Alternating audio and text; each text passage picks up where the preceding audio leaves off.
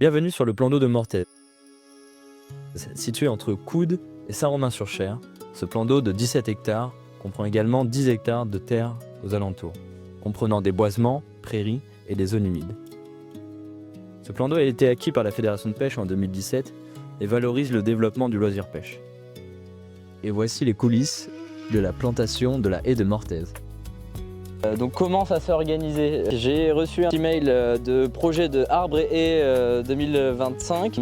Dans ce cadre-là, j'avais contacté Nathalie pour avoir plus d'informations sur les conditions d'éligibilité du projet. Donc il y a différentes conditions qui sont la taille des plants, il devait faire minimum 1,40 m, il fallait un paillage biodégradable, des protections anti-gibier et surtout que les plants rentrent dans le cadre d'un document qui présente des essences locales. Voilà.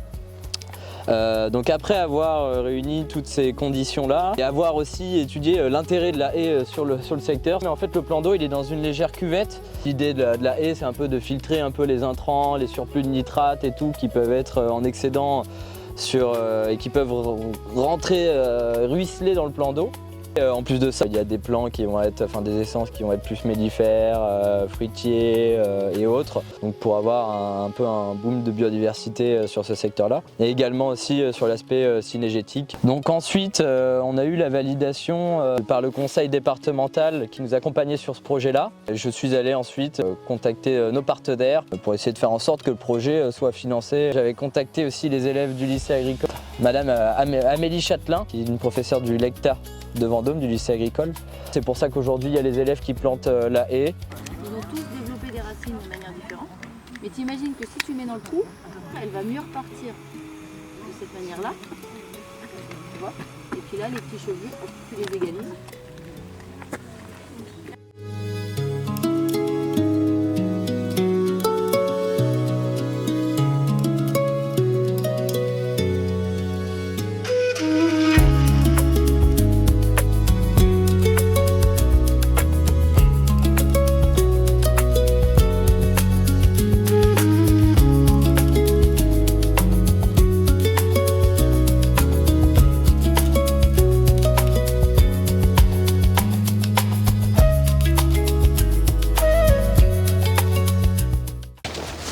Ça va le faire. Bon, allez-y, hein, vous pouvez aller dans la terre, c'est pas gênant. Après, on prend à l'extérieur et on revient. Donc si vous prenez de l'extérieur, vous allez vers l'intérieur, vous préservez un peu la bâche.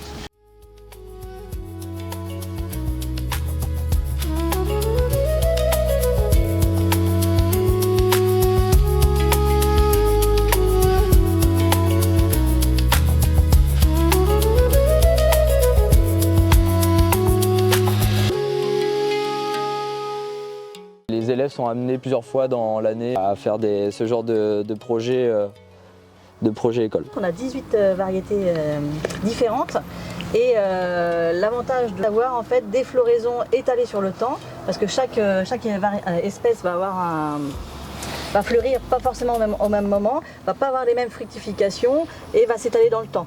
Donc dans les années futures, oui. Donc ce sera ça qui va être intéressant où en fait on va accueillir une richesse de diversité. On aura des insectes jusqu'aux oiseaux qui vont venir s'approvisionner en alimentation sur cette haie. 700 mètres linéaires pour 960 plants. Voilà. 960, donc c'est une haie double. Les noisetiers, chênes. Merci encore une fois à tous. Je remercie également Monsieur Serge Savino à qui j'avais présenté le projet dans un premier temps et qui avait bien voulu suivre le projet. Je remercie du coup Jean-Claude qui suit cette dynamique-là.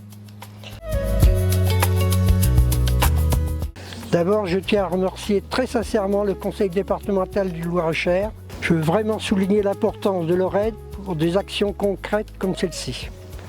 Je souhaite également remercier le Crédit Mutuel.